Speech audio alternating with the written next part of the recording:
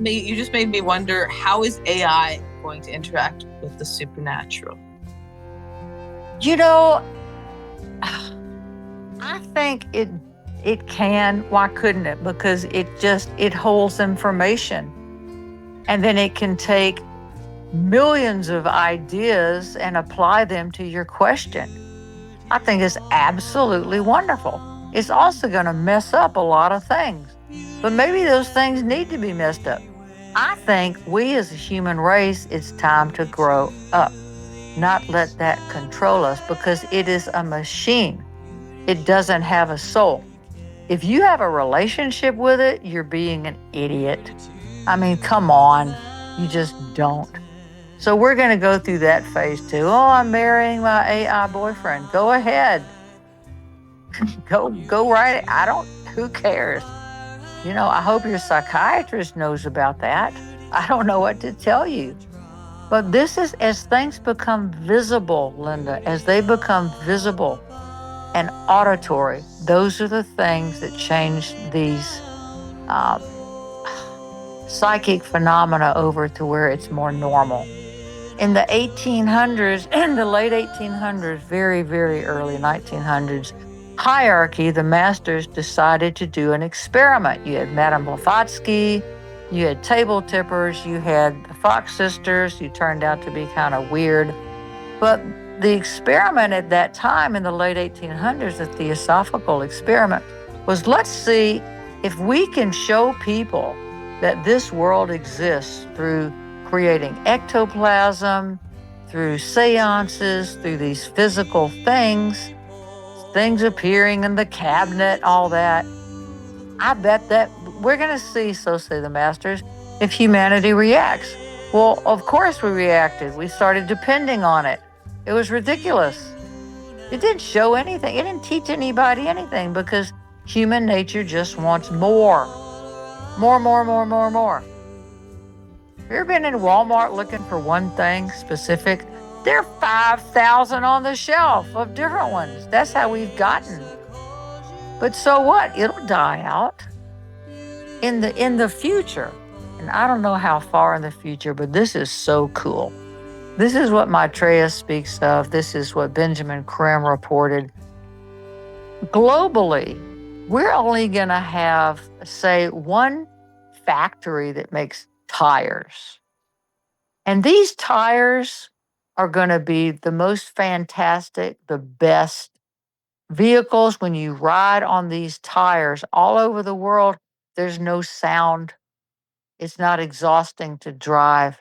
The people working at the tire factory love their work. Oh my God, it is a spiritual experience for them. You will have a company that just makes windows. We're not going to have all of this competition. Is competition bad? No, I'm not saying that. But we're in the phase now at the end of the era, we just have too much. Has there ever been more stuff on the planet? I don't know. Probably not. So it's not that it's bad, but it's something that controls us. As we were joking last week, you think nothing controls you, leave your phone at home for 3 days.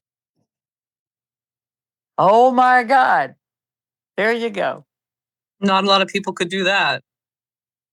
Well, we don't need to anymore. It's the time that we're in. I saw this guy when I was driving home today. This adult man, the light changed. He walks across the street looking at his phone. I wanted to get 2 feet from him in my truck and just lay on the horn and yell, "Wake the F up. What are you doing? What are you doing?" That's called complacency. He was taking his inside self outside. And that's the most dangerous intersection in Montana. Mullen Road, Reserve Street, and there's 4 lanes. There's 4 different directions. It's a mess. And what the hell are you doing? There are more wrecks there than any place. And this guy, an adult male, at least in his 40s, is walking, just looking at his phone. Then I come around the corner and this guy's crossing the road. He looks at my truck, gives me the finger. I thought, oh, I haven't had that happen in a long time, but now I know how cops feel. Oh my goodness. So everything's out there, you can imagine, but you want to protect yourself and you want to respect yourself. You want a good set of boundaries, but you have to be very careful. You can't just take your inside casual attitude into the outside world because the world is a deep, dark, dangerous, evil place. If you think it isn't, maybe you gotten a little complacent. This Take stuff going that. on is tragic. Yeah. It's that lack of awareness when we were stuck in our phones or on something like that. You don't have to see the rest of it. Well, the phone is like an addiction to me. I've noticed it with myself sometimes, as we all do, that it's like alcohol or drugs or something. It's your best friend. It never says no. When have you ever picked up your phone, you guys, where the phone, there's a big sign on it that says, don't look at me, put me down, go do something else, go meditate? No.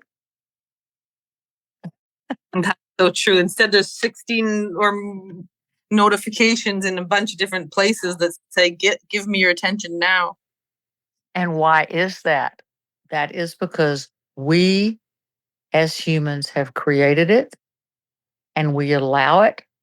And by looking at it, what do? We give attention to it and we make it real. Have you noticed on YouTube, if you start looking at certain kind of videos, for the next 3 or 4 days, even if you just looked at 2 videos of that kind, that's all you see.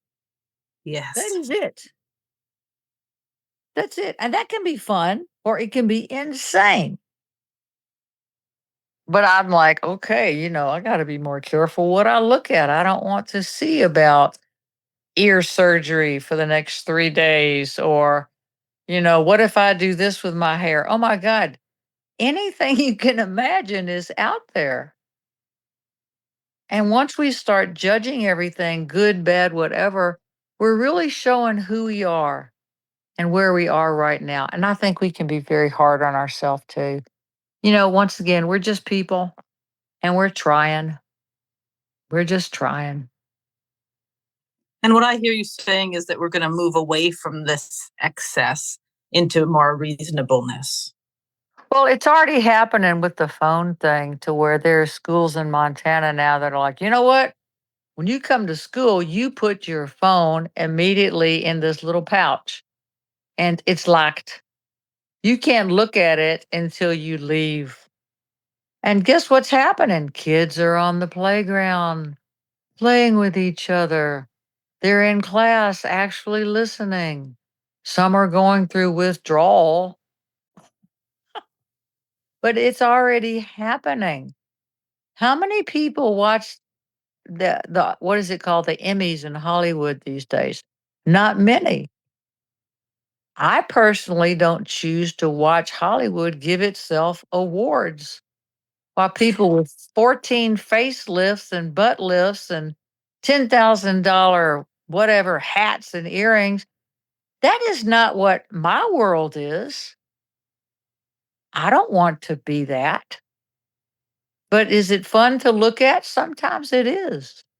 But those standards are dying out. Even in Cleopatra's time, I'm sure she was exotic or whatever. So these are called glamours. And a glamour is an emotional addiction and attachment to the material world. An illusion is a mental addiction and attachment to the material world through our thought processes. And we are in a very glamorous time that started in Atlantis. It has to do with the emotional body being too developed. We did too much and we did such a good job. It's still here.